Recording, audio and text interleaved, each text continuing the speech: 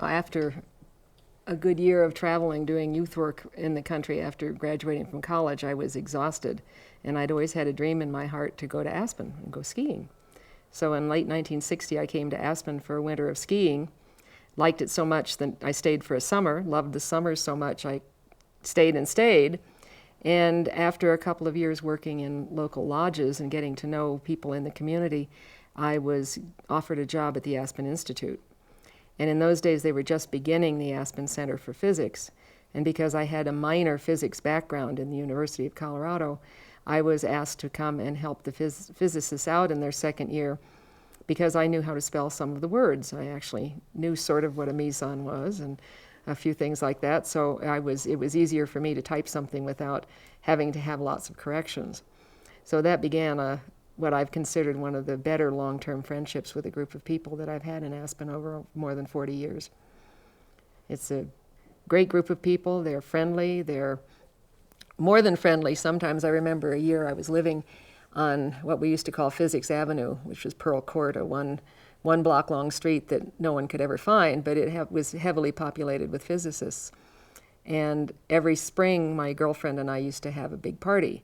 And Randy Duran's vacant lot was next door to our house, and every year we asked, and every year he allowed us to dig a big pit, and we roasted a pig each year for our friends for Memorial Day. And of course, after 2 or 3 years, the party got too big with people just dropping in, and then Randy was ready to build, so I think we were all glad to leave the pig roast to someone else.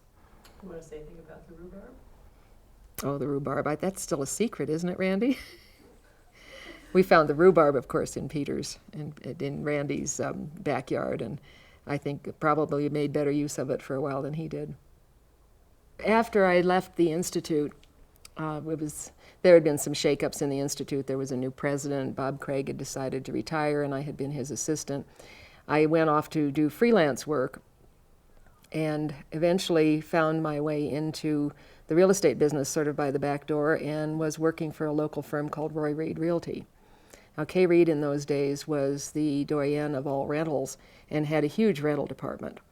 And we did a lot of rental work with the physicists as time went by because in those days, summer rentals were a dime a dozen. You know, you wanted people to rent in the summer because people rented in the winter. They didn't come and rent in the summer.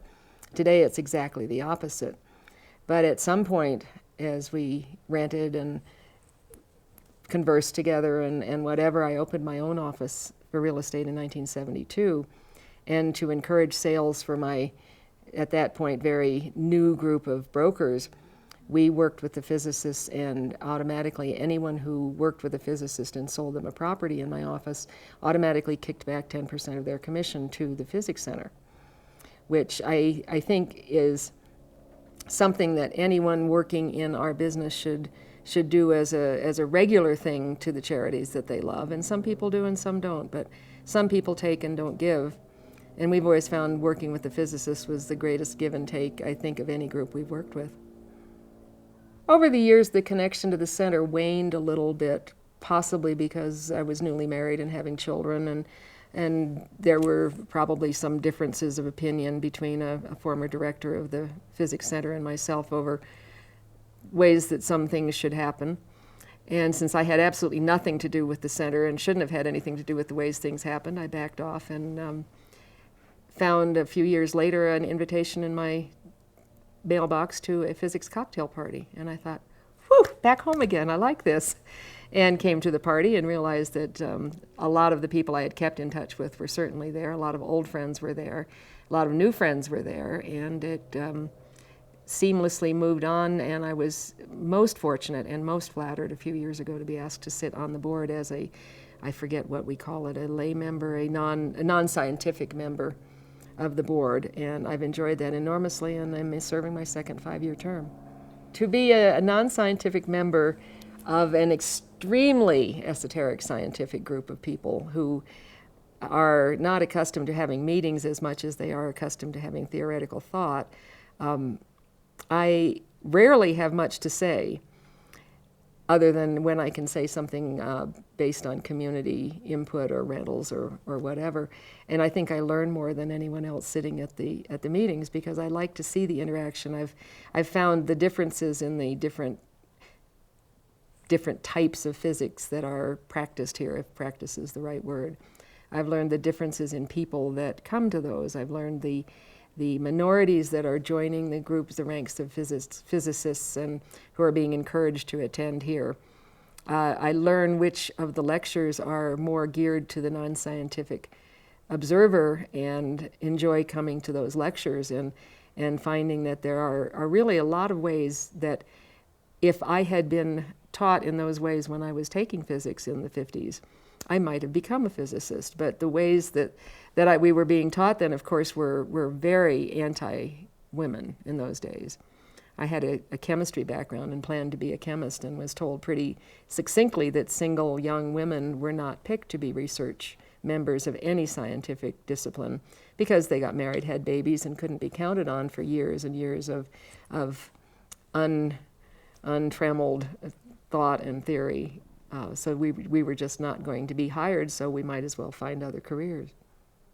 The relationship of the Physics Center to the community is not a lot different than the relationship of the Aspen Institute to the community. Often I think they each become wrapped up in their own boards, their own ideas, their own people from out of the community, as physicists, of course, are almost 100% from out of the community. I think there becomes sort of an inner door closing that sometimes stays closed accidentally. The Institute has certainly been far guiltier of that over the years than the physicists, who, to a great degree, for anyone who's been here longer than 20 years, are homeowners here and vital members of the community.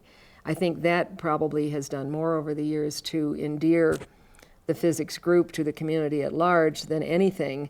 The music festival is very temporal. The Aspen Institute is very precious. And sometimes I think just don't leave themselves open enough to the community and sort of talk down to them instead of embracing them. It's sort of like, we'll let you come and watch us do what we do so very much better than anyone else can, but we won't really let you be much of a part of it.